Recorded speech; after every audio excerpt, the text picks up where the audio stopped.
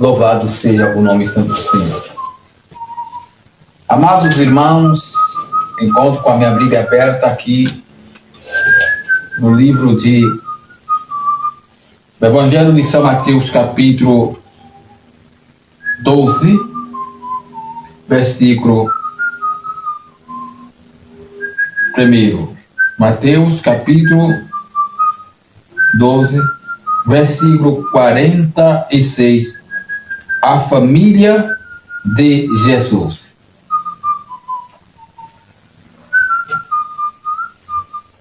E falando ele ainda à multidão, eis que estava fora sua mãe e seus irmãos, pretendendo falar-lhe. E disse-lhe alguém, eis que estão ali fora tua mãe e teus irmãos, querem falar-te. Porém ele respondendo disse-lhe, aquele que falara, quem é minha mãe e quem são meus irmãos? E estendendo a mão para o seu discípulo, disse, eis aqui a minha mãe e meus irmãos, porque qualquer que fizer a vontade do meu Pai que está no céu, este é meu irmão e minha mãe. Jesus de maneira alguma estava desmerecendo Maria. O que ele quis dizer? Ele disse para seus discípulos que eles eram irmão dele porque ouvia a palavra de Deus e porque fazia a vontade de Deus. Realmente, meus amados irmãos, quando nós fazemos a vontade de Deus, nós somos irmãos de Jesus. Porque Jesus, todavia, quando esteve na terra, sempre fez a vontade do Pai. Sempre exaltou a Deus. Sempre exaltou a humanidade a adorar e fazer a vontade de Deus, o seu Pai, o Eterno. Então, Yeshua jamais quis fama, glória, honra para ele. Mas toda a honra era voltada para o seu Pai. Por quê? Porque ele estava na condição de filho. Sendo ele o Deus encarnado, sendo ele que foi gerado pela sombra do Espírito Santo, mas estava na forma física de um homem, mas sendo filho do Altíssimo. E é por isso que ele dizia que os seus irmãos e a sua mãe era aquele que ouvia a palavra de Deus e fazia a vontade.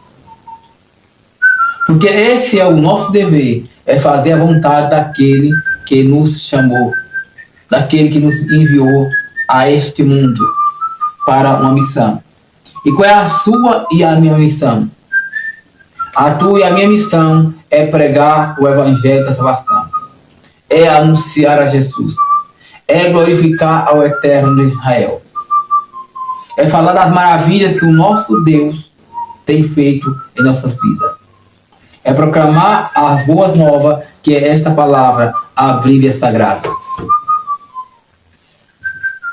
Sim, e era isso que Jesus queria, que a humanidade voltasse para Jesus, para Deus. Que os fariseus, que os saduceus e tantas outras pessoas voltassem para o seu Pai, adorassem ao seu Pai e escutassem a sua palavra. Como disse, de maneira alguma, Jesus estava desmerecendo a sua mãe. Ela era importante para ele, mas o mais importante era aqueles que ouvia e fazia a vontade do Criador, a vontade de nosso Deus. E quantas pessoas hoje não fazem mais a vontade do Senhor? Quantas pessoas hoje não escutam mais a palavra de Deus? Quantas pessoas hoje não lê mais a palavra de Deus? Quantas pessoas hoje não pregam mais a palavra de Deus? Quantas pessoas hoje deixam de reverenciar a palavra do Senhor? Quantas pessoas hoje já não dão a sério mais a palavra do Senhor? Quantas pessoas brincam com a palavra de Deus? Quantas pessoas estão brincando de ser pastores? Quantas pessoas estão brincando de ser adoradores? Quantas pessoas estão brincando de ser servos do Senhor? Quantas pessoas estão brincando com o Espírito Santo? Centenas, dezenas e milhões de pessoas estão brincando de ser crente, brincando com a palavra de Deus. Essa é a verdade. Distorcendo a sã doutrina, rejeitando a sã doutrina, pregando um evangelho inverídico, não pregando mais o evangelho da salvação, o evangelho que liberta, que transforma e leva o homem para o céu. Mas ainda há aqueles que se preocupam com a palavra de Deus, ainda há aqueles que amam a palavra de Deus, ainda há aqueles que amam pregar o verdadeiro evangelho do qual mandou Jesus. Enquanto a maioria está pregando um outro evangelho, um evangelho de facilidade, um evangelho de anátema, um evangelho frajuto, um evangelho podrificado, um evangelho falsifier, há aqueles que ainda se preocupam em pregar o evangelho genuíno, o evangelho de renúncia ao pecado, o evangelho de divórcio com o mundo.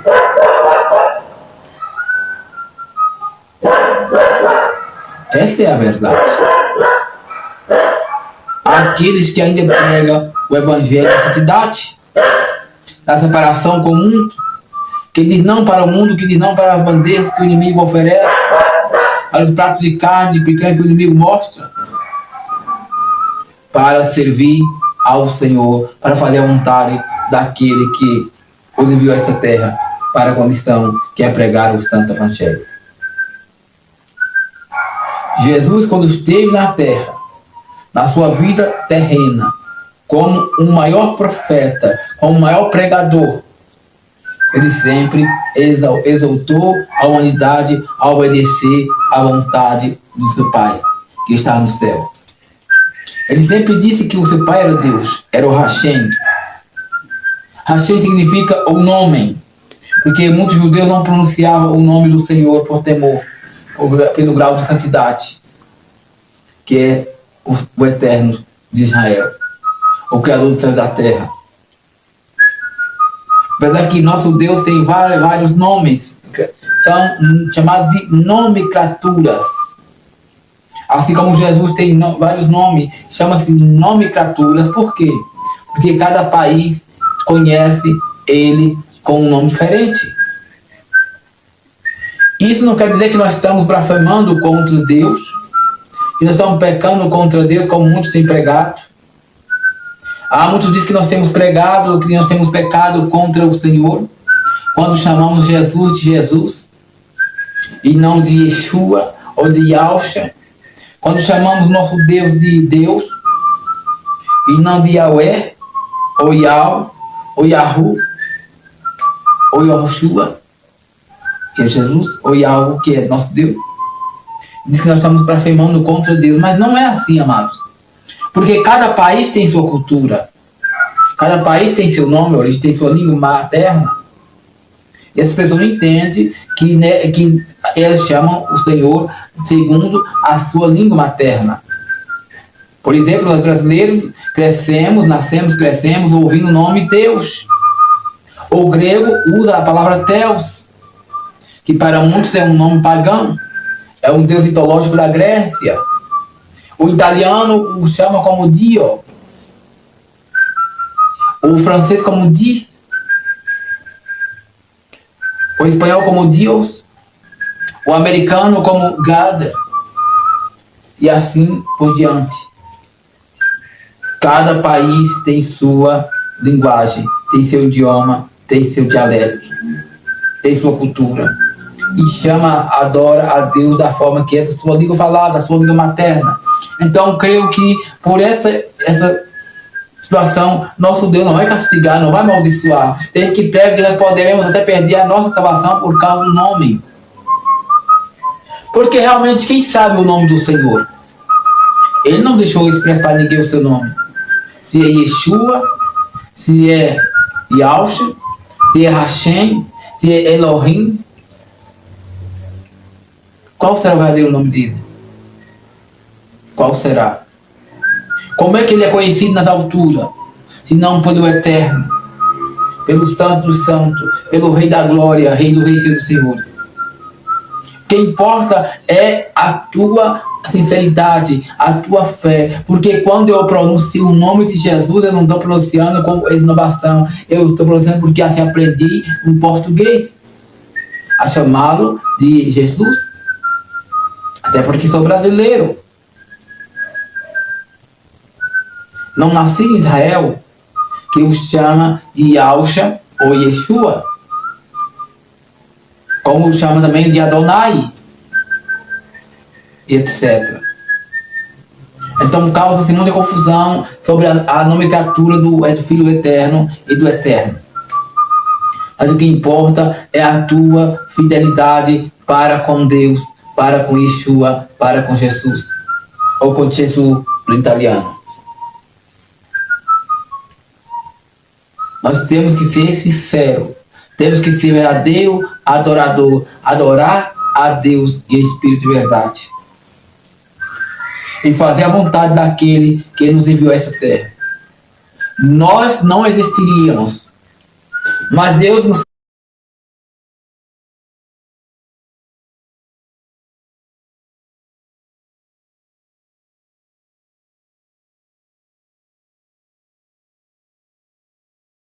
soprando, colocou em seu coração de nos desenhar e nos trazer esse mundo para uma missão. E a missão é proclamar a boas novas, é levar a palavra de Deus, é semelhar a semente em coração infértil.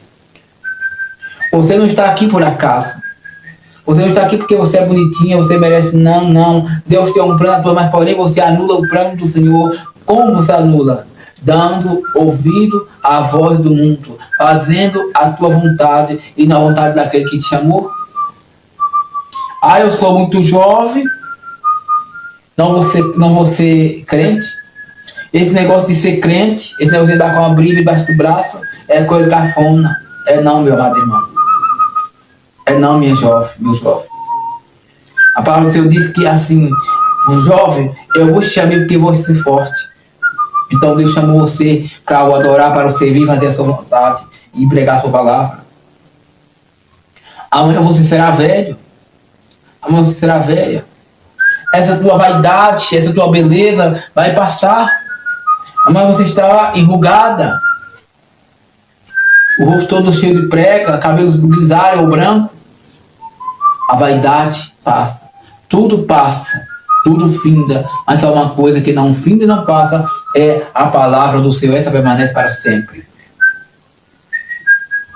Tudo muda. Só o que não muda são os poderes do Senhor nosso Deus. Ele é eterno. Ele é santo. Ele é onipotente. Ele é onisciente. Ele é onipresente. Então faça tudo aquilo que o Senhor Jesus disse. Faça a vontade do seu Pai, que está no céu. Você será irmão, fazerá parte da família do Senhor Jesus. Porque assim é. Quando nós nos disponhamos a fazer a vontade de Deus, recebemos bênçãos do céu, alegramos o Espírito Santo e Deus passa a cuidar de nós, a cuidar da nossa casa, a cuidar da nossa família. Mas muito ainda vive iludido com este mundo que é um mundo de ilusão. Esta vida aqui é uma vida de ilusão, meus amados irmãos. Muitos se contentam com tão pouco. Muitos se contentam com uma casa aqui na terra. Muitos se contentam com um carro aqui na terra. Muitos se contentam com um navio aqui na terra. Muitos se contentam com um iate aqui na terra. Muitos se contentam com a sua conta bilionária aqui na terra. Mas isso passa. Isso acaba. Isso finda. O que você deve se preocupar é com a tua salvação. É com a tua preparação. É com a tua vida após a morte, após você deixar esse corpo do qual Deus te deu. Isso aqui é uma embalagem. Isso aqui um dia vai perecer. A minha alma vai sair do meu corpo. Esse corpo vai virar pó, cinza, vai apodrecer dentro de um caixão, de uma sepultura. E qual será o futuro da minha alma ou da tua alma? Ou o que você dirá quando chegar diante do teu Senhor? se você não estiver preparado? O que você dirá quando perguntar ao Senhor a você o que você fez na terra?